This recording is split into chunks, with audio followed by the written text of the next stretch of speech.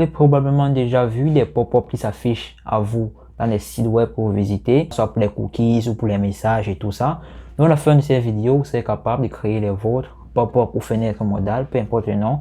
Vous êtes capable de créer le vôtre et de manière vraiment professionnelle, c'est-à-dire qu'elle sera intégrable dans tous vos projets parce qu'on va le designer comme un framework le ferait en fait. Let's get started. Bienvenue à tous ceux qui sont nouveaux sur la chaîne. Ici, je m'engage à travers des tutoriels, des formations, des projets et même des astuces à vous aider à devenir de meilleurs programmeurs et moi aussi par la même occasion. Donc, n'hésitez pas à vous abonner, activer la cloche de notification si ça vous intéresse et aussi laissez-moi en commentaire des astuces que vous aimeriez qu'on voie dans les prochaines vidéos des projets ou peu importe. Dites-le moi juste en commentaire. On va passer dans le sujet du jour qui est créer une fenêtre modale. Ok, avant qu'on ne commence, je vais vous présenter la première et la deuxième version que j'avais faite. Ça, c'est la première version. J'avais fait juste la fonctionnalité ici. Vous voyez, ça marche. Ça ne marche pas. Et j'ai designé aussi la scroll bar. Dites-le-moi en commentaire si vous voulez que je fasse une vidéo sur comment designer la scroll bar. C'est un truc que j'avais eu du plaisir à apprendre. Donc, je serais intéressé de vous faire un tutoriel dessus. Et ça, c'est la deuxième version. La fonctionnalité aussi, elle marche complètement. Sauf que là, ce code ici, je l'ai fait beaucoup mieux par rapport au premier. Donc souvent, ça fait du bien de reprendre les anciens codes et de le modifier pour avoir de meilleurs résultats. Vous voyez bien qu'ici, je ne me suis pas attardé trop sur le design. Ici, j'ai donné plus un design de framework. C'est ça la version finale qu'on vise en fait. Donc, commençons dans la troisième version. Troisième version là, on va l'ouvrir avec Visual Studio Code. There we go. Ok, créons nos trois fichiers. Vous les appelez comme vous voulez. Je les appelle juste pop-up CSS et pop-up JavaScript puisque je veux les faire de manière que peu importe le projet que je vais faire plus tard, si je vais intégrer le pop-up, je peux juste intégrer le CSS et le JavaScript et mon code fonctionne sans rien briser. Donc, dans l'HTML, je viens là, point d'exclamation, entrée. Via ce code me génère le code par défaut. Là, c'est pour l'encodage UTF-8. Là, c'est pour le responsive design. Et là, c'est mon titre. Je vais changer ça à fenêtre modale. Cool. Peu importe la version que vous avez présentée ici, plutôt, on a un bouton. C'est normal, on veut qu'il active le modèle. Donc, on va créer ce bouton. Maintenant, ce bouton, je vais lui donner comme un attribut particulier ou bien une propriété particulière que je vais appeler data pop-up pas de p pop-up ref. Il va référencer au pop-up que je veux activer. Un peu comme un lien, lorsque vous mettez un lien et vous mettez le chemin sur lequel vous voulez qu'il ouvre, c'est la même chose qu'il fait ici. Il va me référencer le pop-up qu'il veut ouvrir. Il veut créer le pop-up là. Il fait point pop-up, que je l'écrive bien, point pop-up, et Visual Studio Code me régénère ça, point pop-up content, oups. Ok, donc j'ai un div pop-up et j'ai un div pop-up content. Qu'est-ce que c'est la différence? Le pop-up c'est, bon, si je viens dans cette version, le pop-up c'est tout le background noir si vous voyez. Le pop-up content c'est la boîte même. Et dans le pop-up content, on a un header, un body et un footer. Donc, je viens là. J'ai créé ça rapidement.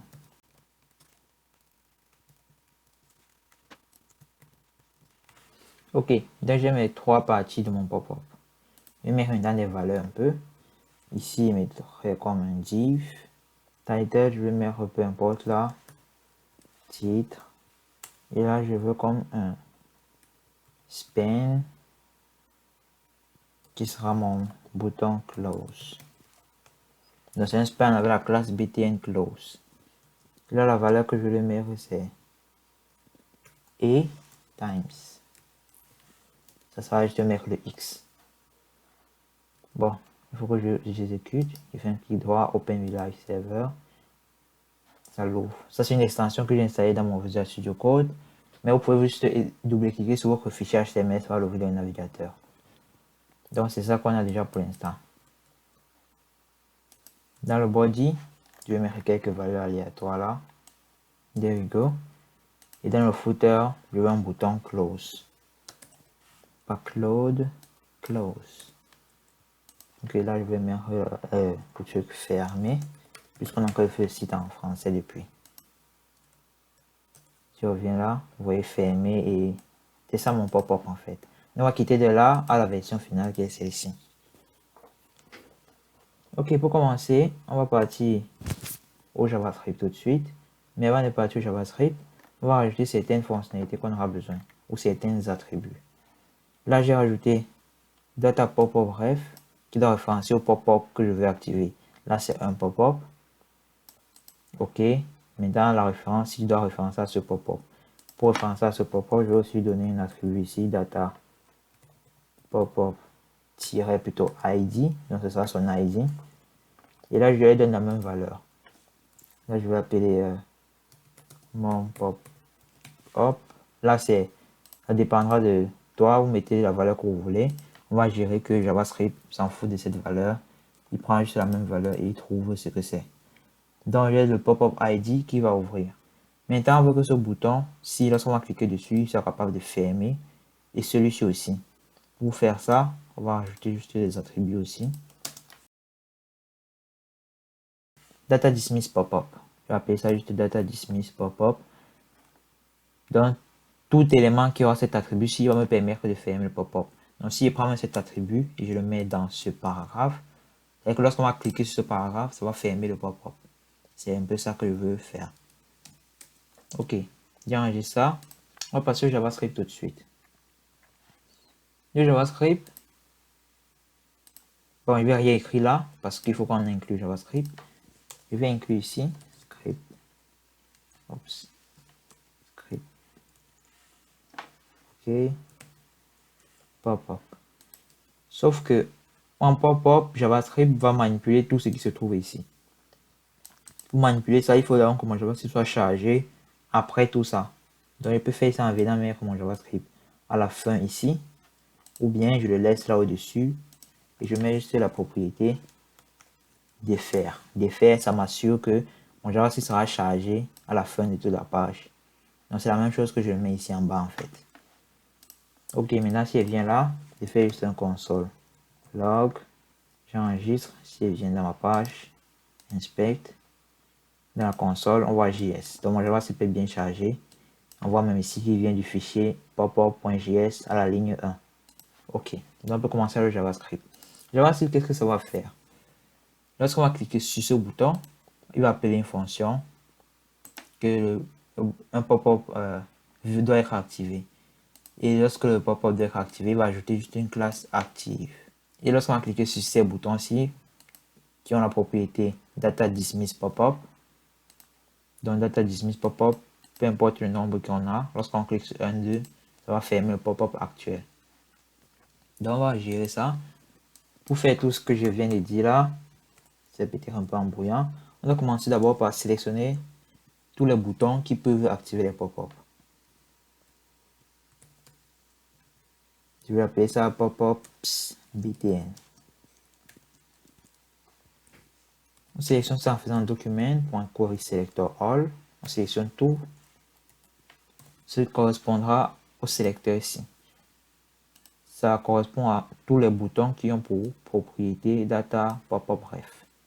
Si un élément a data pop-up ref, on considère donc qu'il est supposé activer un pop-up. Donc on va sélectionner tous ces éléments-là. Pour sélectionner les éléments par rapport à sa propriété, on met juste les cadres ici et on met la valeur qu'on veut. Si je veux une valeur, je mets égal et je mets la valeur ici. Mais là, on ne veut pas savoir la valeur, on veut juste sélectionner tous les éléments qui ont cette propriété ici. Donc je les sélectionne tous. Et pour chacun d'entre eux, c'est-à-dire ça, .for each, si vous comprenez un peu l'anglais, for each littéralement veut dire pour chacun. Donc pour chacun d'entre eux, on va appeler une callback function qui va se prendre en paramètre le bouton et l'envoyer à cette fonction-ci à l'intérieur. Mettons un point virgule là. Donc lorsque le bouton est passé en paramètre, pour chacun des boutons, puisque là on dit selector all, il sélectionne plusieurs boutons, il nous retourne un node list qui est semblable à un tableau en fait. C'est pas un tableau mais c'est semblable. Donc c'est pour ça qu'on dit pour chacun des boutons qui se trouvent dans ce tableau ou dans ce semblable de tableau, on va le passer à cette fonction-ci. Lorsqu'on a la fonction, ce qu'on veut faire, c'est écouter s'il est cliqué. Donc, on va faire add event listener. Donc, il écoute pour savoir si est-ce que tu as été cliqué. Si oui, appelle la fonction active pop-up. Je la crée ici tout de suite. Dans la fonction active pop-up, ce qu'on va faire, c'est on va sélectionner le pop-up qui doit être activé. Pour le sélectionner, on doit avoir besoin de son ID ou bien de sa référence. Donc, c'est celui-ci. On va sélectionner le pop-up qui correspond à cette référence ici. Dans notre cas, on voit bien que c'est celui-ci directement là. Donc, je vais sélectionner ça en faisant. Je vais d'abord sélectionner l'ID. L'ID, je vais le mettre dans une variable pop-up ID. Je vais sélectionner en faisant btn.getAttribute. Il va me prendre l'attribut ici. Il va me donner la valeur de cet attribut. OK. Maintenant, je vais faire le pop-up. Je sélectionne le pop-up. Ce sera btn.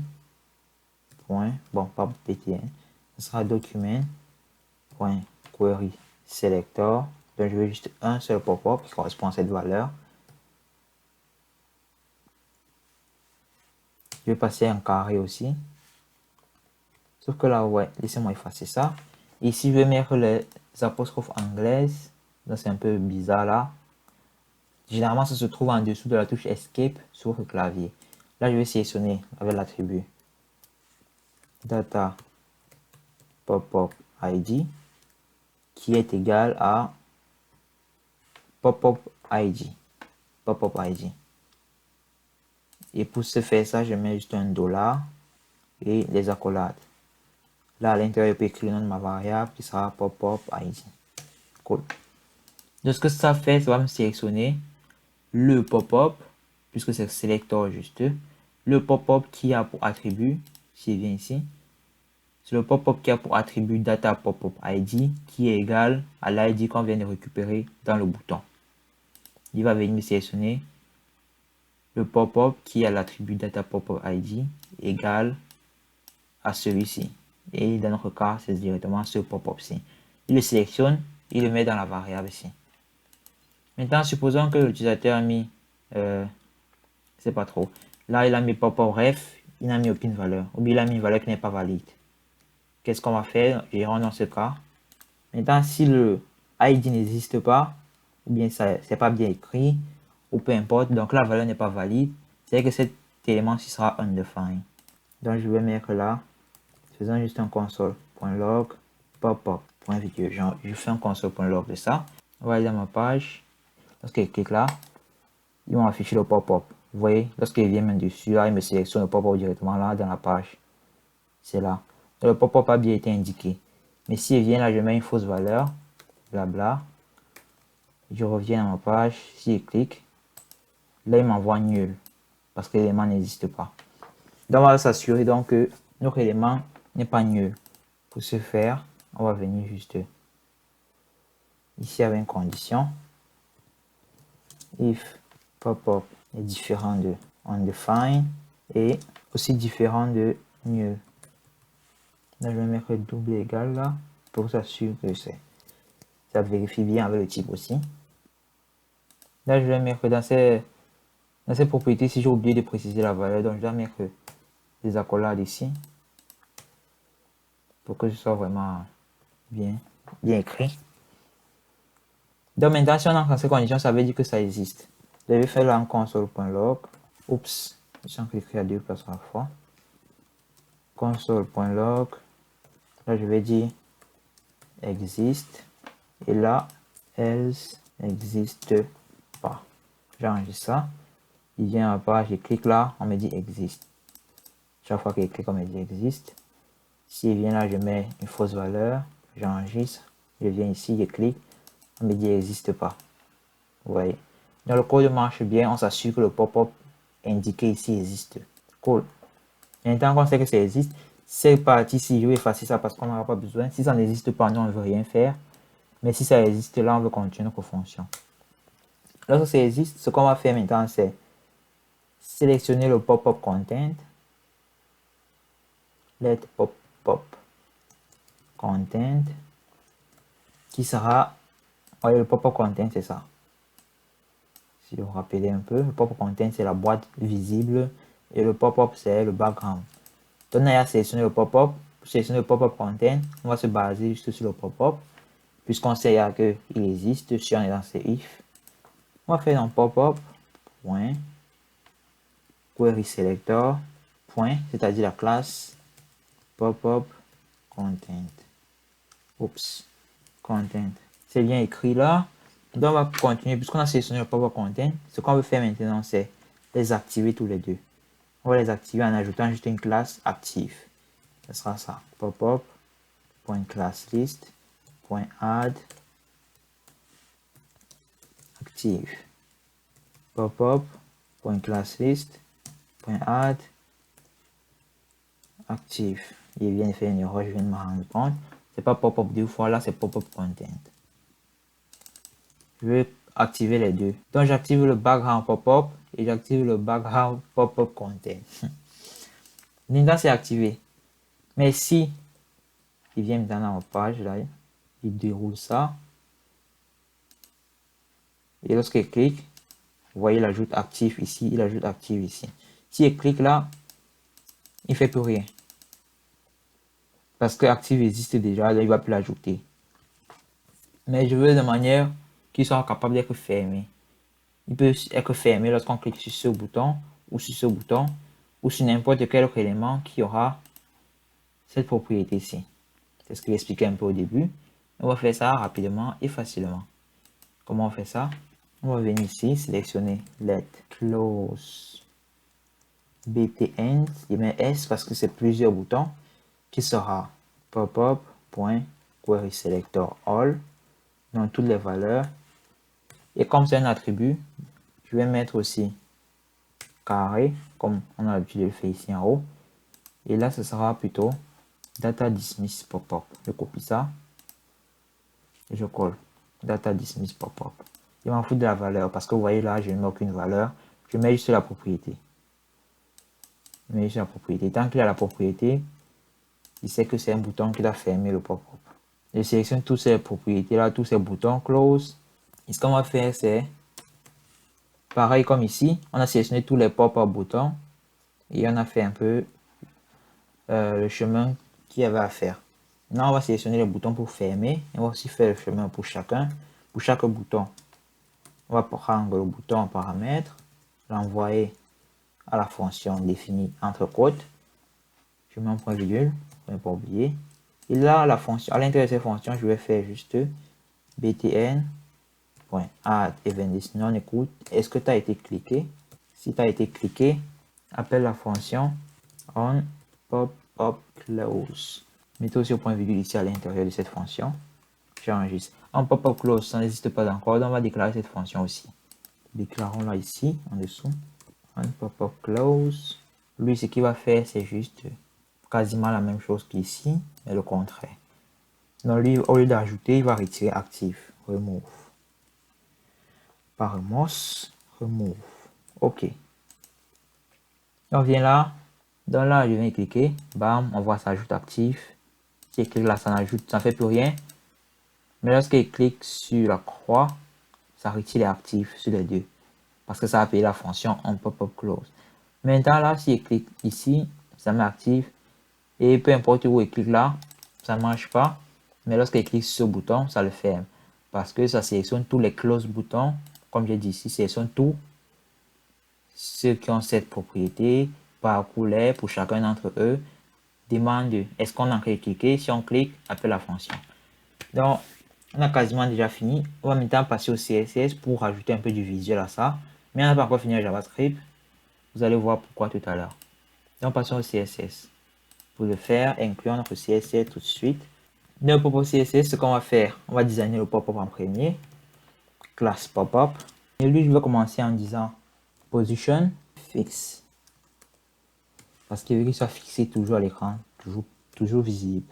Et là, je vais mettre top 0 et left 0. Si vous ne comprenez pas ce que je fais ici, c'est juste pour positionner l'élément à l'angle gauche ici. Toujours visible. J'ai fait un tutoriel sur les positions. Je mettrai le lien là en carte sur la vidéo pour que vous la regardez si vous êtes intéressé. Donc, on va continuer avec la largeur. On va dire que prend 100% de la page. Et la hauteur, 100% de la page aussi. Pour l'instant, on va lui donner un background. Donnons un background color noir pour voir que ça s'applique bien. Si on vient dans notre page, on voit tout est noir. Parce qu'on l'a dit, il prend 100% de la page. OK. On va venir ici, le rendre un peu transparent. Pour que ça puisse être transparent. Voilà, on voit ce qu'il y a à l'extérieur. Dans notre pop-up, maintenant on va mettre comme un Z index. Oups. 2000. Z index, c'est juste la position par rapport à l'axe Z, c'est-à-dire la superposition. Si on met un élément Z index à 1 et on met un autre à 2, celui qui a 2 sera au-dessus de celui qui a 1. Donc, peut-être vous pouvez utiliser ça dans certains cas. C'est assez utile dans notre cas-ci. Maintenant, le actif qu'on a ajouté dans notre classe ici, il y a une classe actif qu'on a mis. On met actif là lorsqu'on clique, on retire actif lorsqu'on ferme. Maintenant, on a géré ça avec le CSS, puisque ça sont les classes. Puisque vous voyez la classe list add, j'ajoute la classe active. De là, je vais mettre pop-up point active, c'est-à-dire que lorsqu'un pop-up a la classe active, ce qu'il va faire, c'est un display inline block. OK. Mais pourquoi mettre ici inline block? Parce que normalement, par défaut, le pop-up n'est pas visible. S'il vient dans ce cas-ci, vous voyez, on voit pas le pop-up par défaut. C'est lorsqu'il est actif qu'il est visible. Donc, et lorsqu'on retire l'actif, il n'est plus visible. Pour gérer ça, on va venir à display et on va mettre une none. Donc, il n'est pas visible. Si on revient à ma page, je viens ici, vous voyez, il n'est plus là. Maintenant, il n'est plus visible. Lorsqu'il clique là, là, il est visible. Lorsqu'il ferme, il n'est plus visible. Donc, on a déjà la fonctionnalité. Vous pouvez vous arrêter là si c'est ce que vous voulez. Mais on va continuer pour avoir le résultat que je vous ai promis. Pour avoir ce beau résultat-ci. OK. Maintenant, on va continuer avec le pop-up content. On va mettre un peu de CSS. Il va accélérer un peu la vidéo parce qu'on prend déjà assez de temps.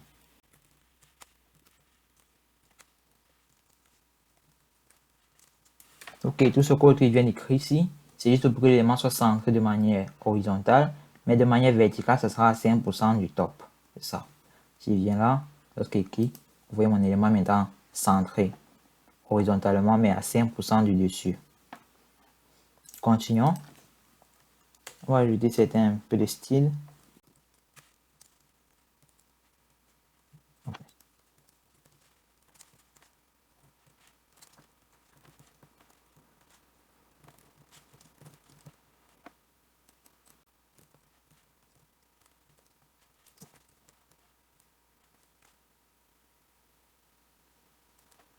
Et là, ce qu'on va faire, c'est ajouter un opacity 0. Opacity 0. J'enregistre ça. Si je viens ici, vous voyez, l'élément n'est plus visible. Opacity 0, ça veut dire qu'il n'est plus visible. Mais il peut que vous sélectionnez le texte. Vous voyez, lorsque je suis sur un texte, mon curseur devient comme un texte parce que c'est toujours là, mais c'est juste pas visible. Donc, opacity 0. Maintenant, lorsqu'on vient, pop-up content, point actif aussi, puisque si vous vous rappelez, dans mon JavaScript, j'ai dit qu'il active aussi le content. Et ce qu'on va faire dans l'actif, c'est remettre son opacity à 1. Opacity 1. Et on va mettre aussi le top à 10%. J'enregistre ça, il vient là. Vous voyez là, c'est visible parce que mon élément est actif. Qui est ferme, il n'est plus visible. Même son parent aussi n'est plus visible. Donc, c'est ça en fait. Maintenant, accélérons un peu pour le style parce que le style c'est complètement subjectif. Vous pouvez mettre le style que vous voulez, mais je vais mettre quand même le style de base qu'on a là. Donc, le style sur le header, le footer et le body. Donc, je vais faire ça rapidement. Vous pouvez regarder.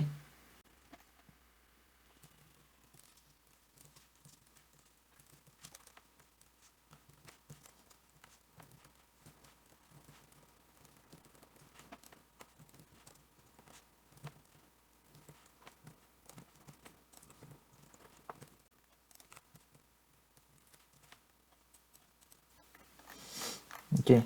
Maintenant, si on voit ici, vous voyez que là, ça dépasse parce que j'ai mis un padding. Là, j'ai mis un padding de 2%. Ça dépasse son maximum. C'est parce que j'aime pas. D'habitude, pour gérer ça, je fais ça ici. Étoile, box sizing, border box. Ça, c'est le style de base. Si je viens là, vous voyez, ça va gérer le problème. Ça veut juste dire que les dimensions de tous les éléments sont limitées à la bordure. Donc, il ne va pas dépasser à cause des margins ou des paddings. Ça ne va pas dépasser sa largeur maximale. Donc, c'est ça ici. Vous voyez, maintenant, ça respecte bien le style. Donc, là, il y a notre version finale. Je ferme là, ça se ferme. J'ouvre, ça s'ouvre. Je clique là, ça ne marche pas encore. Donc, gérons ça avec le JavaScript. Pour gérer ces parties JavaScript, c'est bien le pop-up. Je vous ai dit que le pop-up, c'est le background. Donc, lorsqu'on clique sur le background, on veut que ça se ferme. Donc, c'est pop-up. On va faire ça ici. Juste après le close, on va dire pop-up.add event listener. Clique. Est-ce qu'on t'a cliqué dessus? Si oui, appelle juste la fonction on pop-up close. C'est réglé comme ça. Si je reviens là, je clique ici, peu importe où je clique là, il ferme. Il ferme. Je clique là, ça va rien faire. Si je clique sur le bouton, ça active. Je clique là, ça ferme. Mais le petit problème avec ça, c'est que il clique là. Maintenant, si je clique sur mon test, même si je veux sélectionner juste, il va fermer. Pourquoi? Parce que, prenons un exemple de la vie réelle. Si je dis que si tu me touches, je vais te gifler. Si tu touches mon narine, c'est sur moi, donc je vais quand même te gifler. Donc c'est un peu la même chose. Si je dis que si je te clique, tu te fermes. Et là, je clique sur content, le content est à l'intérieur de lui. Donc lui, il considère que j'ai cliqué quand même sur lui. Il se ferme quand même. Donc, pour régler ça, je veux qu'il se ferme juste lorsque je clique ici, pas sur son enfant. On va régler ça en sélectionnant le pop-up content. On va prendre pop-up content. Point. Clic. Lorsqu'on clique sur toi, on va passer à cette fonction-ci. Maintenant, le point virgule là. Maintenant, là, chaque fois qu'on cliquait ici, partout là, on cliquait, on appelait juste une fonction, ou bien on appelait la fonction, où est-ce que c'est un exemple encore? On appelle juste la fonction, une fonction qui existait déjà. Cette fois-ci, c'est une fonction anonyme, et je vais passer en paramètre un événement, l'événement du clic. Cet événement va me servir parce que je vais dire que événement.stopPropagation. Ça, c'est juste dire qu'arrête la propagation. Donc, lorsqu'il clique sur le contenu, il ne dit pas à son parent qu'on a cliqué sur lui. Donc, s'il revient là, il clique là. Maintenant, là, peu importe ce qu'il fait ici à l'intérieur, son parent n'est pas au courant. C'est un peu comme la négligence des enfants. C'est pas considéré dans la vie réelle, mais dans la programmation, ça nous est utile dans notre cas-ci. Donc, vous voyez, je clique là et on n'a plus ce problème. Donc, on a quasiment fini notre problème là.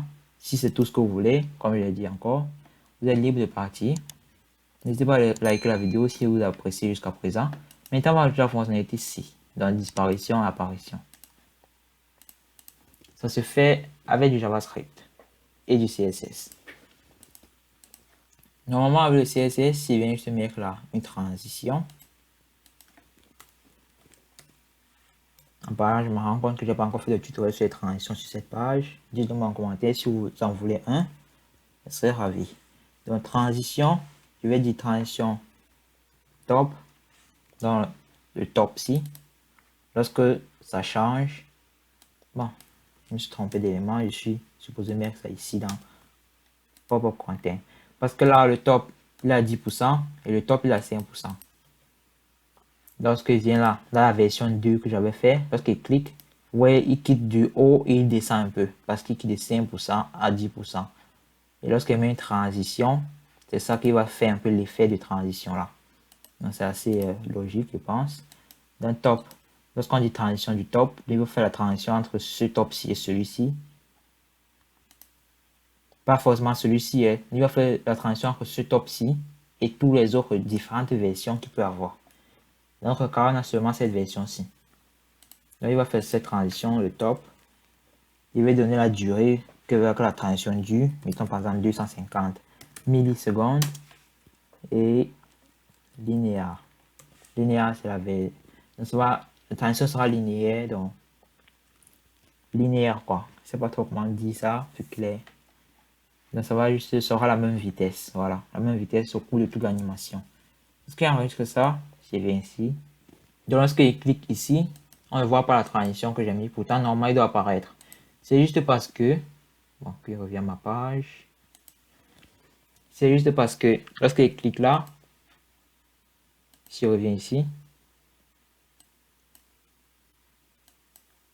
il déroule un peu ça. Vous voyez le pop-up et le pop-up content, ils ont actif, actif.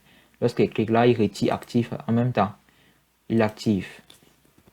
Donc le problème c'est que lorsque il quitte de ce stade ici display none à ce stade de inline block, il est activé. Et ici, il quitte de ce stade normal à ce stade actif. Donc il met l'opacity, il met aussi ça. C'est que ça se fait au même moment. Donc là-bas, il n'a pas le temps de faire la transition. Donc lorsque on met ça à display inline block, c'est comme si on vient juste de créer l'élément. Et lorsqu'on vient de créer l'élément, il ne passe pas de, il ne commence pas à ce stade ici, il commence directement au stade actif. Puisque lorsqu'on crée son parent, c'est au moment là qu'il crée l'enfant. Mais l'enfant est créé en même temps aussi avec la classe active. Je ne sais pas si j'explique assez bien. Donc, là, vous voyez, actif et actif s'ajoutent au même moment. Pour régler ce problème, on a juste fait que l'actif de l'enfant s'ajoute après pour le parent. Ça se fait facilement. Vous voyez là, on a actif, on ajoute actif du parent, après on ajoute pour l'enfant directement. On va retirer pour l'enfant ici. Et on va faire un set timeout. Set timeout, tu vas appeler une fonction vide qui va rajouter cet actif ici. Après combien de temps? Après, on va mettre 1 milliseconde. Donc, on veut juste que ça soit ajouté après le parent. Peu importe le temps. Même si on met 0 là, ça va marcher. Si on enregistre là, il vient ici, il clique. Là, on voit l'effet. Parce que, comme je disais, l'enfant est rajouté après le parent. Là, tout à l'heure, ça n'était pas visible parce que le parent et l'enfant étaient créés au même moment. Donc, il n'y avait pas le temps de faire la transition. Dans ce cas, s'il vient là, si regardez bien ici, lorsqu'il clique, là, si quelqu'un regarde ici, il va voir que ça s'ajoute quand même au même moment, mais ce n'est pas le cas. Parce qu'à 1 milliseconde, pour l'œil humain, c'est pas possible de remarquer ça. Ce n'est pas possible de remarquer 1 milliseconde. À part si vous êtes extraordinaire. Donc 1 milliseconde, c'est vraiment pas visible à l'œil de l'humain, mais pour l'ordinateur, il comprend qu'il doit créer ça, il active et il attend 1 milliseconde avant d'activer ça. Et donc, puisque c'est pas créé au même moment, il y aura la transition. Lorsqu'il clique là, ça ne marche pas pour la fermeture, ça marche pour l'ouverture. Pour la fermeture, ça ne marche pas parce que même chose, ça ferme au même moment que son parent. On veut changer ça aussi, on va copier le set timeout ici. Dans le on pop-up close, on va le coller ici. Et on va retirer le actif de l'enfant avant pour le parent. Je retire ça. Si on enregistre ça, il vient ici, il clique là. Là, c'est pas visible. Là, la différence, c'est qu'on ne veut pas que ce soit retiré directement 1 milliseconde. On veut que ça soit retiré au même moment, de la même durée que la transition. Parce que la transition va durer 250. Donc, on veut que ça dure moins sur 250. On peut mettre plus, mais c'est mieux de mettre le même montant. Si on enregistre ça, laissez-moi expliquer ça un peu lentement. Lorsque ça arrive dans cette fonction, ça retire l'actif du parent. Il s'attend 250 avant de retirer pour l'enfant. Nope, c'est pas ça. C'est pas ce qu'il voulait faire. Donc ce qu'il veut faire, c'est qu'il va retirer pour l'enfant en premier. Lorsqu'il retire pour l'enfant, il attend 250 millisecondes avant de retirer pour le parent. 250 millisecondes, ça correspond à la transition que j'ai mis. Dans le temps que ça va durer pour qu'il retire ça, c'est le même temps que le pop-up content aura le temps de faire sa transition de disparition. Si on reste ça, on vient dans notre page, il clique, il apparaît, il clique, il disparaît. Waouh, ça n'a pas marché. C'est qu'il y a quelque chose que j'ai mal. Ok, donc la solution que j'ai trouvée, ça ne marchait pas parce que je ne gérais pas la transition de l'opacity aussi. Vous voyez là, je gère deux transitions. Ce que ça faisait, c'est que ça disparaissait rapidement. Lorsque je retirais le actif de l'enfant, l'opacity quittait de 1 à 0 directement. Donc, c'est pour ça qu'on ne voyait pas l'effet de disparition. Lorsque j'ai géré la transition de disparition aussi dans l'opacity, lorsque j'ai la transition, que ça disparaît en 200 millisecondes, là, on voit maintenant les deux effets. Donc, c'est juste ça. Je clique, je clique, je clique, je ferme, je clique, je ferme. J'ai un petit bonus ici. Ce sera, vous voyez l'effet. La souris est normale dans ces deux éléments. On va juste faire ça. .btn. Close. J'enlève ça. Je reviens là. Vous voyez, là maintenant la souris a un peu un effet de fermeture. On est rendu vers la fin de la vidéo. J'espère que vous avez pu réaliser le projet en même temps que moi. J'espère que j'ai été assez instructif, c'est-à-dire que j'ai expliqué comme il le fallait. N'hésitez pas aussi de regarder mes autres vidéos. Je ne sais pas où je vais les mettre sur l'écran. Ça va apparaître tout de suite pour voir d'autres projets qu'on a pu réaliser sur ces chaînes. Donc, le challenge que je me donne, et vous aussi, c'est toujours faire passer à l'action et de devenir des meilleurs programmeurs. Donc, si vous avez juste regardé cette vidéo sans passer à l'action, je vous conseille de la regarder à nouveau et faire vos propres codes. Mais de toute façon, le code est disponible en description. Vous pouvez le lire et ou bien le copier si vous voulez. Mais j'espère que vous avez quand même compris la notion de pop-up, comment ça marche dans les frameworks comme Bootstrap. On se voit à la prochaine vidéo. Ciao.